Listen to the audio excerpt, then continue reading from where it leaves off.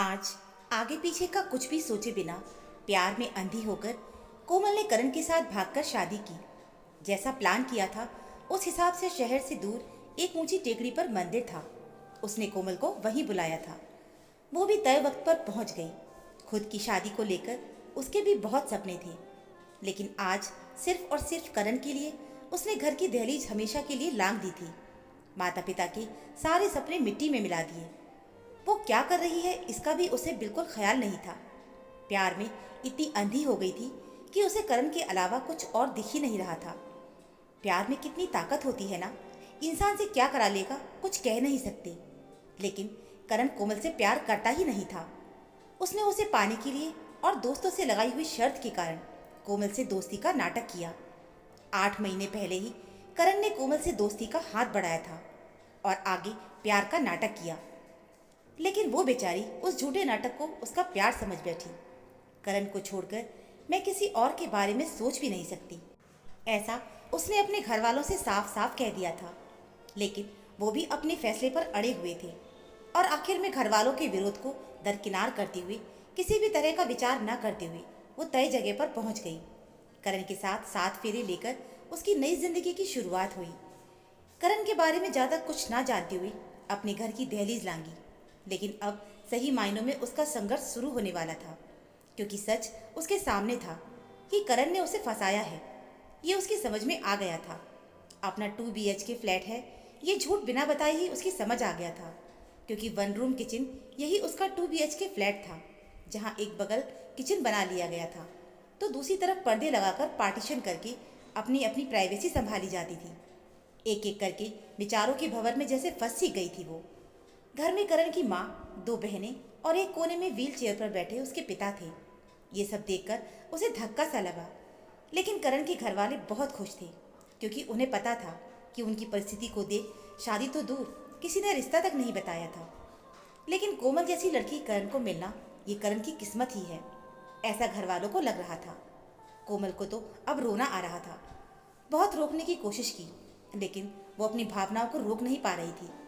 करण की दोनों बहनें उसके पास गईं और कहने लगीं, आप चिंता मत करो भाभी, हम हैं ना। एक ही पल में अनजान रिश्ते उसे अपने से लगे। बस इतना ही काफ़ी नहीं होता, 2 वक्त की रोटी का क्या। कोमल के मन में जो सवाल आया वो उसने कहकर दिखा दिया। पापा पहले ऑटो चलाते थे, लेकिन एक एक्सीडेंट में वो अपने दोनों पैर खो बैठे थे। तब से हमारा स्कूल भी बंद हो गया और अब हम माँ के साथ घर का काम करती हैं। इतना सुनते ही कोमल के मानो पैरों तले जमीन खिसक गई। इतना झूठ कोई कैसे बोल सकता है? करण ने मुझे फंसाया है। मैं चुप नहीं बैठ सकती।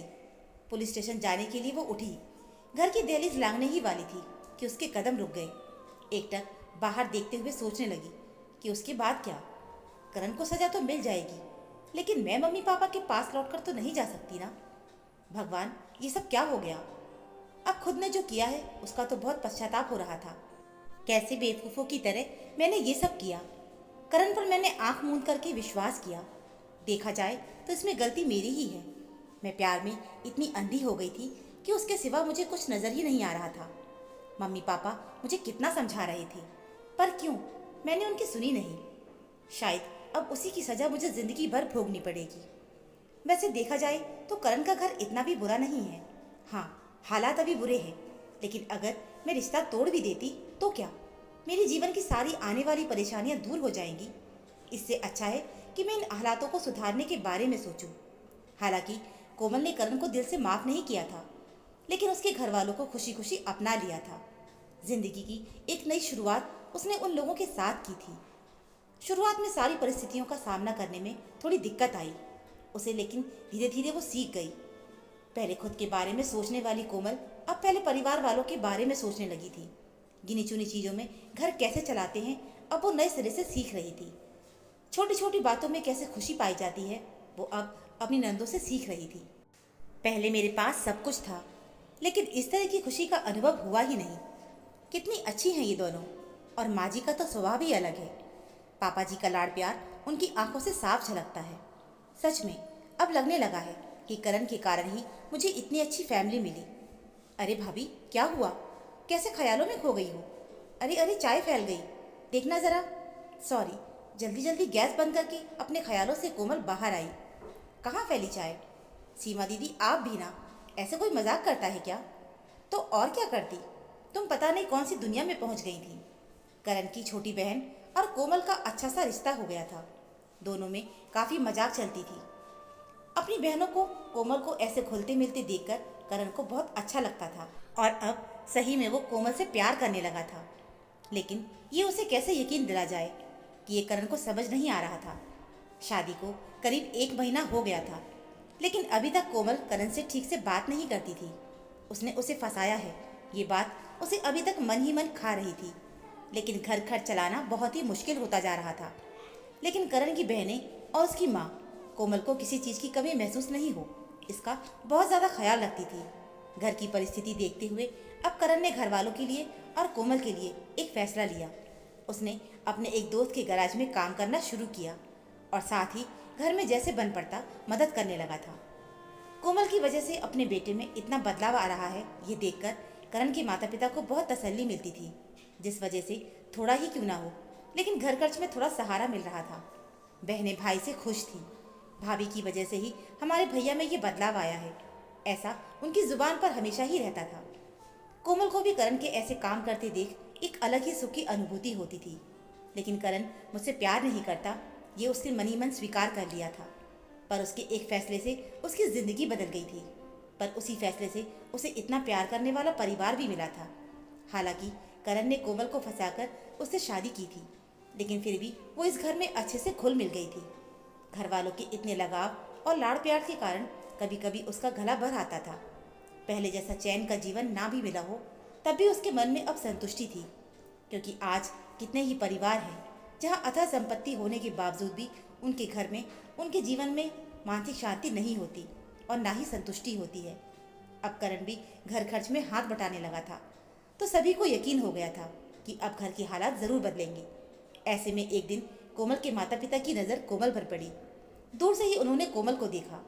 वैसे भी कोमल के जीवन को लेकर उन्हें चिंता लगी ही रहती थी, लेकिन बेटी के इतना बड़ा विश्वासघात करने के बाद उन दोनों ने कोमल से अपना रिश्ता तोड़ लिया था।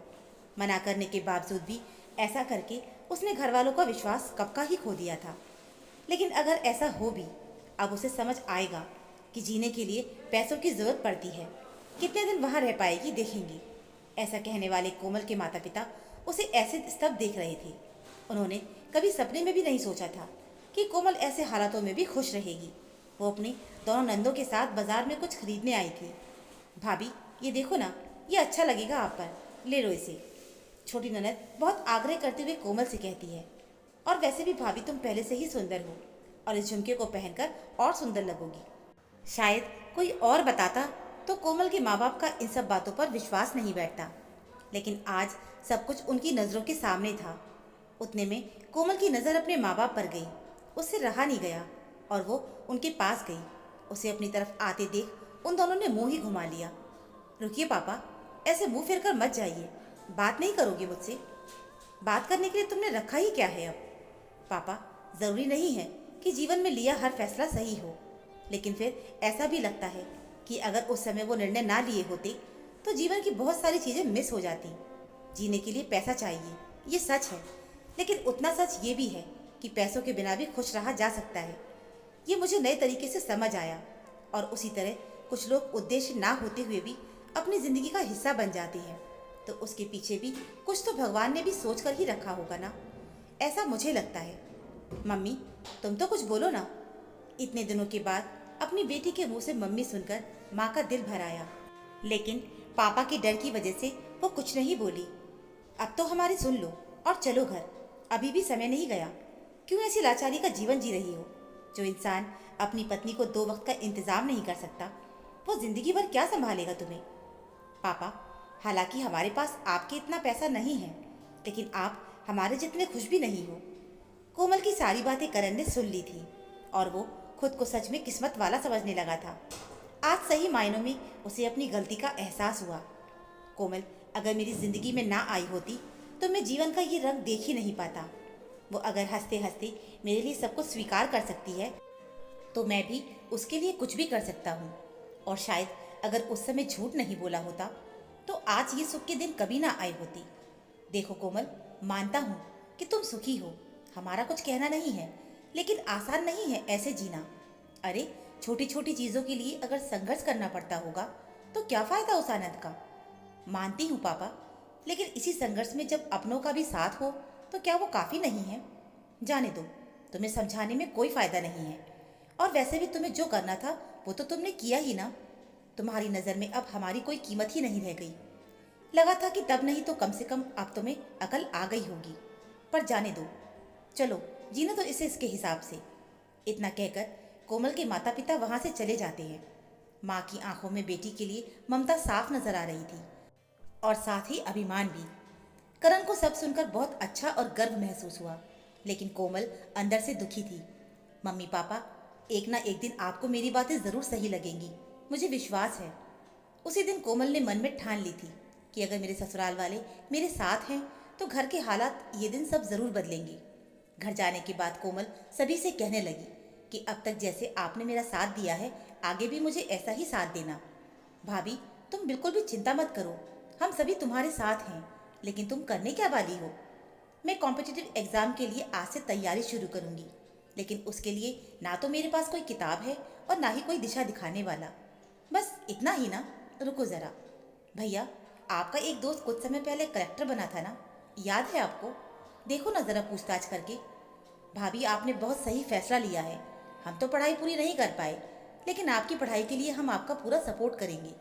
हाँ कोमल, हम सभी तुम्हारे साथ हैं। करण ने भी कोमल को अपना सपोर्ट दिखाते हुए कहा।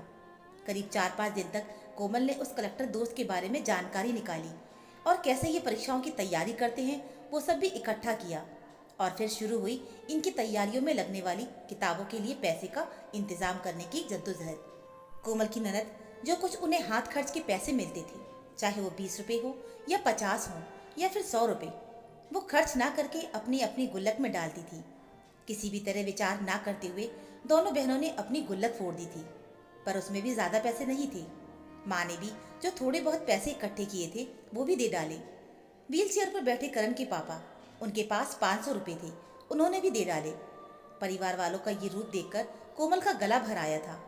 अनजाने में ही उसकी आंखों में आंसू आ गए थे। भाभी, तुम क्यों चिंता करती हो? हम हैं ना। और अब आगे से तुम बिल्कुल भी काम नहीं करोगी, बस अपनी पढ़ाई पर ध्यान देना। कोमल ने अपनी ननद को गले से लगा लिया और वादा किया कि वो भी बहुत मेहनत करेगी और कुछ बनकर ही दिखाएगी। घर वालों के सपोर्ट के साथ कोमल ने जो नई शुरुआत करने की सोची थी, उसमें अब उसे थोड़ी थोड़ी कामयाबी मिलने लगी थी। दोनों ननद, सास ससुर सभी उनसे जैसा और जितना बनता था उसकी मदद करते थे। करण को भी अपनी गलती का एहसास हो गया था, और पश्चाताप के तौर पर उससे जैसे बन पड़ता वो कोमल की मदद करता था। कोमल भी दिन और रात एक करके पढ़ाई में लगी रहती थी। कोमल ने करीब 5 से 6 परीक्षाएं भी दी, और उनमें उसे उम्मीद से ज़्यादा मार्क्स मिले थे। फिर बारी आई मेंस की तैयारी की। आगे आगे और ये परीक्षाओं के लिए तैयारी भी उतनी ही ज़ोर से चाहिए थी। कोमल मेहनत तो बहुत कर रही थी, लेकिन उसके मन में डर लगा रहता था। लेकिन घर वाले उसका हौसला बढ़ाते थे। देखते देखते कोमल ने राज्य सेवा मेंस क्लियर कर लिया था। हर कोई ये जानकर फूला नहीं समा रहा था। आसान नहीं था इतने कम समय में ये सारा यश पाना। अब सभी की उम्मीदें और बढ़ गई थीं। कामयाबी अभी थोड़ी दूर थी। कोमल अपनी तरफ से पूरी कोशिश कर रही थी। करण से भी जितना बन पड़ता था, जैसे बन पड़ता था वो करता था। अनेक लोगों की वीडियो भी देखे, नियोजनबद्ध तरीके से सारी तैयारियां भी की, और सामने आने वाली हर परेशानी का डटकर सामना भी किया। और अब बारी आई थी रिजल्ट की। सभी की धड़कनें बहुत तेज थीं। सास ने तो पता नहीं कौन कौन सी मन्नतें मांग ली थी। और फिर रिजल्ट का दिन आया। डिप्टी कलेक्टर ये पोस्ट कोमल ने हासिल की थी। सही मायनों में इंसान अपनों के साथ क्या कुछ नहीं कर सकता, ये आज कोमल ने दिखा दिया था। यहाँ तक कि जब पत्रकार उसकी कामयाबी के बारे में पूछने आए तो उसने सारा श्रेय अपने घर वालों को दिया। दूसरे दिन टीवी, अखबार, सोशल मीडिया सभी जगह कोमल और उसके परिवार वालों की फोटो थी। वीडियो वायरल हुई तो कोमल के माता पिता भी वो सब देखकर बहुत खुश हो गए थे। आखिर बेटी किसकी है, ये कोमल के पिता के मुंह से शब्द निकले थे, और आंखों से खुशी के आंसू। बिना कुछ सोचे बाप सीधे ही अपनी बेटी से मिलने पहुंच गया था। अपनी बेटी को गले से लगा लिया और अपने व्यवहार के लिए उससे माफ़ी भी मांगी, और सभी को खुशी खुशी स्वीकार कर लिया। ये सच है कि अगर अपनों का साथ हो तो इंसान आधा तो वैसे ही जीत जाता है। पैसे से ज़्यादा अपनों का साथ कितना ज़रूरी है, ये कोमल ने दिखा दिया था। अपनी पहली तनख्वाह से कोमल ने अपने ससुर के पैरों का ऑपरेशन कराया ताकि वो अपने पैरों पर खड़े हो सके। कोमल ने मेहनत करके आज अपने माता पिता का ही नहीं बल्कि ससुराल वालों का सिर भी गर्व से ऊंचा किया था। तो दोस्तों, उम्मीद है आपको हमारी ये कहानी ज़रूर पसंद आई होगी। कहानी अच्छी लगी हो तो प्लीज़ वीडियो को लाइक, चैनल को सब्सक्राइब ज़रूर कर लीजिएगा। मिलते हैं फिर एक नई कहानी के साथ। कहानी सुनने के लिए आप सभी का बहुत बहुत धन्यवाद।